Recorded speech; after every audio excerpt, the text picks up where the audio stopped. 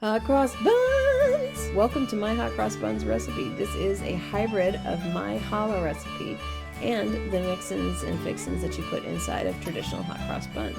As you combine your dry ingredients, don't mix them together right away. You don't want them to start working before they need to. And yes, please make sure you're using instant yeast, not active dry yeast. Add in your flavors: cinnamon, nutmeg, orange zest. This is totally to taste, so you can change out anything that you're not digging. Add some vanilla bean paste in there too.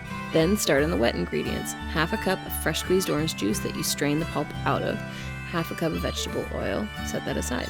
Add a little bit of vegetable oil into the base of a big bowl. You're going to set that aside and get to work on the fixins. Now I use 1 green apple. I use candied dried orange peel, which is also called mixed peel in the UK, and a bunch of currants, plus my homemade marzipan. You're going to keep the marzipan as cold as you can, like in the freezer, until you're ready to use it. You can check out my homemade marzipan recipe on my page. Set the marzipan aside in the freezer until you need it. Now that we've got everything measured out, you're going to start combining your wet and your dry ingredients together. Whisk together your dry ingredients and add 2 eggs plus 1 yolk for added richness. With the dough hook attachment and at a medium pace, you're going to mix that together, add your orange juice, vegetable oil, and 1 cup of hot water until the dough starts to form. This will take around 7 to 8 minutes, and you might have to add a little bit of flour to the sides of the bowl to keep it from sticking.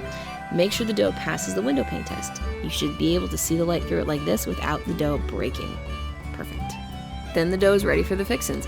Put the fixins out on your cutting board, and then you're going to put the dough on top and fold the dough until it has picked up all of those beautiful pieces of awesomeness. Please note that the more fixins you add to the dough, the longer it will take for the dough to rise. Without any fixins, this dough takes 2 hours to rise. With the fixins, it takes anywhere from 3 to 4 hours to rise, but give yourself some time so that you're not stressing.